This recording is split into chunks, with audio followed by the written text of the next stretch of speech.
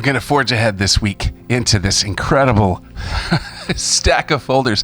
All of this is on Hobbies, if you can believe it. Strange as it seems, archives, all on Hobbies. And as I said last week, I don't know if it's as much the hobbies or the hobbyists, these characters from the 1930s, 40s, 50s and 60s, the amount of time that people spent to perfect things, to set records, is really extraordinary to me and part of the joy of going back through these archives. Welcome back. This is Jeff Hicks, curator of the Strange As It Seems archives and grandnephew of John Hicks, who created Strange As It Seems in the late 1920s. So for this week, we'll wrap up.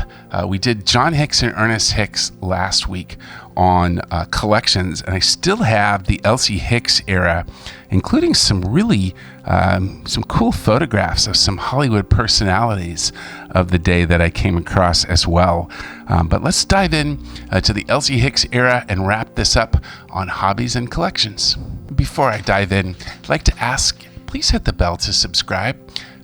Leave a like, leave a follow, leave a comment. Your engagement is so helpful in bringing this 100-year-old brand back for the digital age. And we'll kick off on these collections with probably one of my favorites out of this, all of these hobbies and collections, but the John Woodman Higgins Armory. This is in Worcester, Mass. Houses the most complete and comprehensive collection of products and implements of the stone, bronze, and iron ages, including our present-day steel age, from all times and all places in chronological order. Quite an amazing. The Knights of Old live again in the Massachusetts Museum. I have here a beautiful letter on the John Woodman Higgins Armory letterhead. Thank you for your strange and important, it says at the top. Yes, your statement is correct, especially if you will add comprehensive and chronological private or public collection of all time, not merely medieval, and a wonderful program here from the Steel Museum of Worcester, Mass. I love this, the ancient wing as well as the modern wing with all of the suits and armor. I wonder if it's still there. It sounds like a fascinating place to visit next time I'm back in that area of the world. Just a little research. The Higgins Armory Museum is now a collection in the Worcester Art Museum. It was formerly a separate museum located in the nearby Higgins Armory building in Worcester, Mass.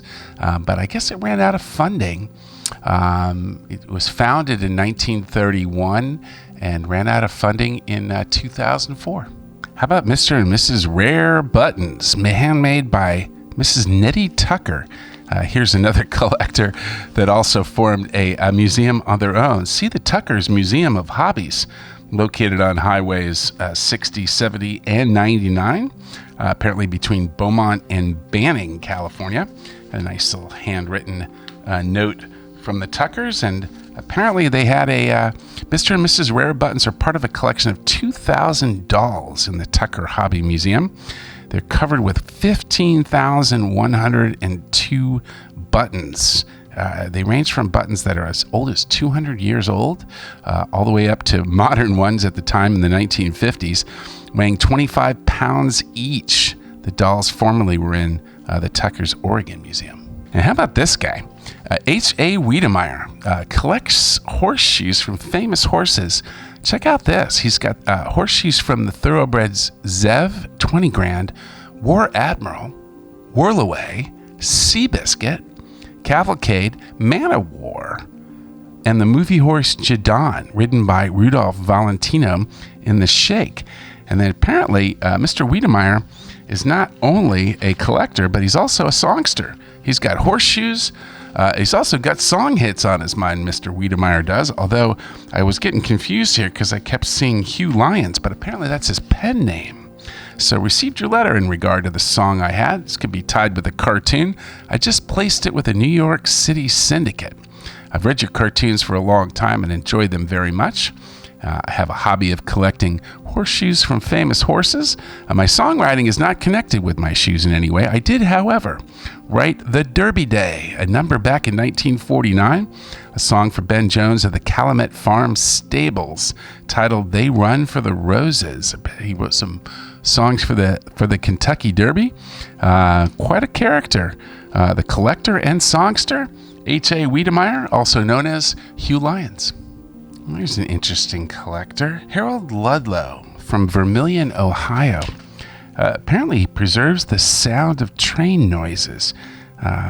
His tape-recorded steam locomotive engines, which were starting to go away in the 1950s, blowing off steam, starting up, braking to stop, and whistling. And some great photographs here of Mr. Ludlow, as well as a beautiful handwritten letter from him. Very interesting collection. And a quote from a local write-up. These diesels they use today can't make a sound as thrilling as that of a racing steam locomotive, he says. I wanted to get these sounds down on tape so that my grandchildren would be able to listen to railroads of a bygone era. And a couple interesting pencil collectors. Let's kick off with Edward Schmidt. He's from Santa Monica, California, where I live these days. Built a pencil 11 feet 10 and a half inches long, contains 37 square feet of lumber. And at present, his collection numbers about 4,200 assorted shapes and sizes. Check out the handwritten letter from Glenn's Market on Montana Avenue in Santa Monica. Crazy pencil collector there. But we have also Ralph Gefeller from Oklahoma City, Oklahoma, and he has a collection of 7,000 pencils with personalities from famous persons of every state in the Union and 72 countries. He even has one as small as a tack with the Lord's Prayer engraved at the top. Have quite a few. Another one of these guys self-promoting pencils with personalities. Odd, rare, exciting. Ralph Gefeller is here. Dale Carnegie even said, for 30 years, Ralph Gefeller has collected over 3,000 pencils and has 3,000 fascinating stories about each one of them. And quite a collection there. Beautiful photograph of Ralph Gefeller, as well as his pencils with personalities, letterheads. Amazing pencil collectors. And a plate collector from San Antonio, Texas. We have so extensive is the plate collection of Mrs. J.J. Hamill of San Antonio, Texas. And we have a letter from the San Antonio Chamber of Commerce corroborating. But apparently she has to build ceiling racks. And here's a magazine article on her with her ceiling racks of plates. But quite the plate collector, Mrs. J.J. Hamill. And here's quite the collection. I think we might have featured this one back with the John Hicks hobbies from the scrapbooks, but worth resurfacing again. How about this? A collection of 500 canes owned by George Harbaugh, a banker in Wellington, Kansas. He even has one made of a human backbone. But check out this list. He's got a Civil War carving, 4 African runner canes, a chief's cane, deer's horn, money carrying cane, balsa wood. There's an article here with some of them too. He's got a rare 30 caliber blowgun cane. He's got a dismantled Dalton gang gun cane. So I guess it's a gun from the Dalton gang dismantled into a cane. Crazy. Really a fascinating cane collection. This list just goes on and on. Quite the collector, Mr. George Harbaugh, banker in Wellington, Kansas. And here's a guy whose name corresponds to his hobby of collections, Stan Schiermacher. He's an industrial arts instructor from Cottonwood, Arizona High School. He collects shears, scissors, right? Basically because his name, Schiermacher, means shear maker. So that's how he got into it. And he even has, shows a photograph here. He's taken a pair of shears into a hood ornament on his car. And the guest book tablecloth. How about this? All the guests who dine at the home of Mrs. George Edwards must sign her tablecloth. The 400-name list includes many foreign guests, and then she ends up weaving them in. Check this out. About 400 guests embroidered. I love this. This is the letter from Elsie Hicks, and then the handwritten letter back. But there it is. She got a photograph of all the guests that attend. It's sign her tablecloth. And all the autographed, there were tons. I couldn't even get to them all, but this one I had to. Clifford Monroe, St. Petersburg, Florida. He's literally collected the autographs, and this is in 1956. Every single president of the United States. It took him 50 years to collect the 34 signatures. What an amazing how he took to do that, right? Personally obtained the signatures of the presidents himself, from Theodore Roosevelt to Dwight Eisenhower, and then went about collecting all the ones that had passed away previously. Amazing. Clifford Monroe with the autographs of every president in the U.S. in history. How about this guy? I love how he got into his hobby of collecting. He originated the hobby himself of collecting postmarks. Apparently his daughter disliked geography, and the collection was really to overcome that aversion and then really stimulate an interest in history. And he even has a postmark hobby book treatise and a card in here.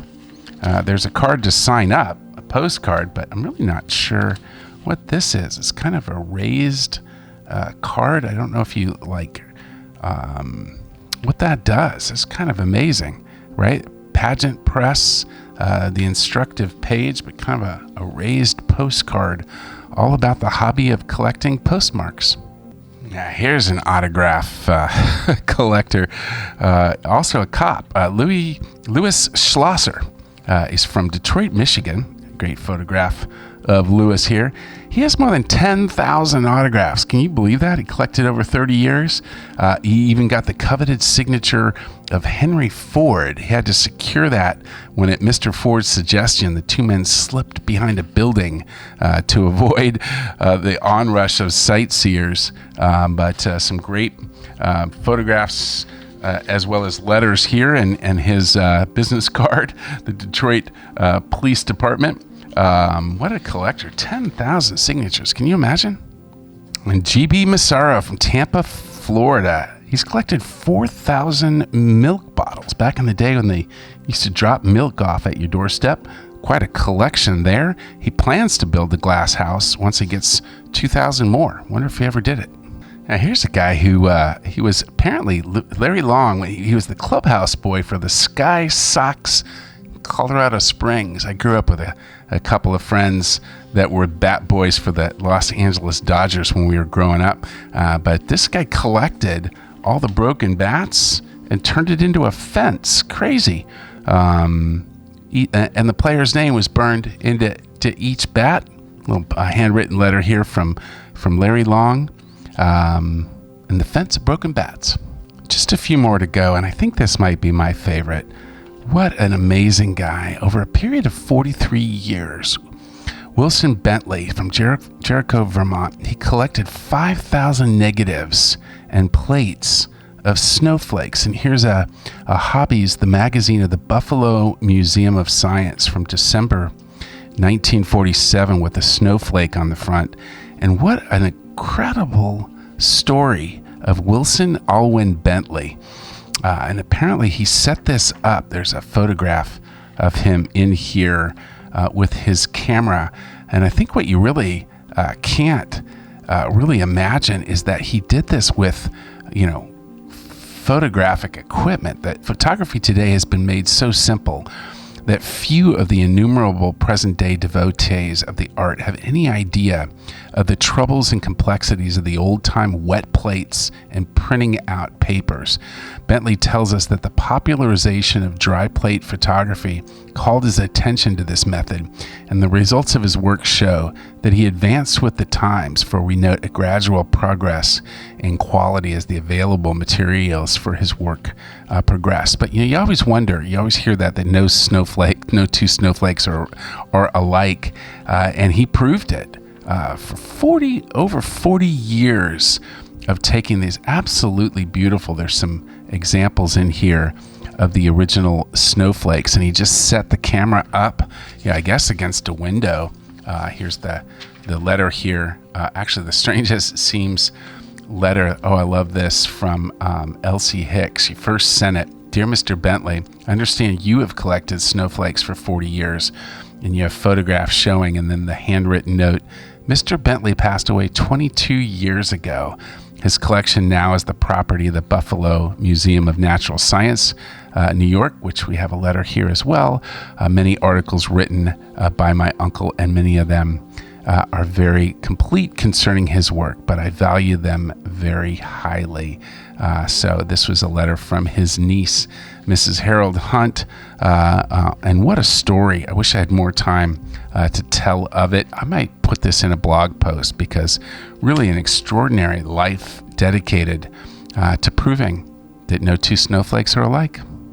Here's one. I love this too. There's just so many treasures in these archives, but we've got 125 antique automobiles in the collection owned by James Melton, well-known tenor, by the way. I guess he was a singer as well. They're kept in perfect running condition, and I love this. I don't know why in the drawing it wasn't included, but I guess she was worried about the photograph that was sent and if it would trip any wires, because it said, "Thank you for the kind note explaining the disposition of the James Melton photo I sent you." And apparently he is seated in here right next to the actress Shirley Temple. How about that photograph of James Melton, the collector of automobiles, with the great actress Shirley Temple? I love that. I'm going to have to get that framed. I think at some point I'll do a Strange as It Seems museum with all of the Hollywood actors and just great personalities, the handwritten letters as well. But Shirley Temple with James Melton in a classic automobile. Oh, and I love that. I even found out here as I looked further, the photo has not been submitted elsewhere. Basically, it's never been seen anywhere else. I think we have the only photograph.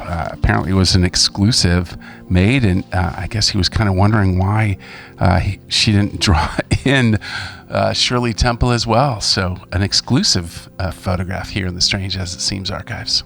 And the final one from this collection as well, another famous Hollywood type, actor from back in the day, Douglas Fairbanks Jr.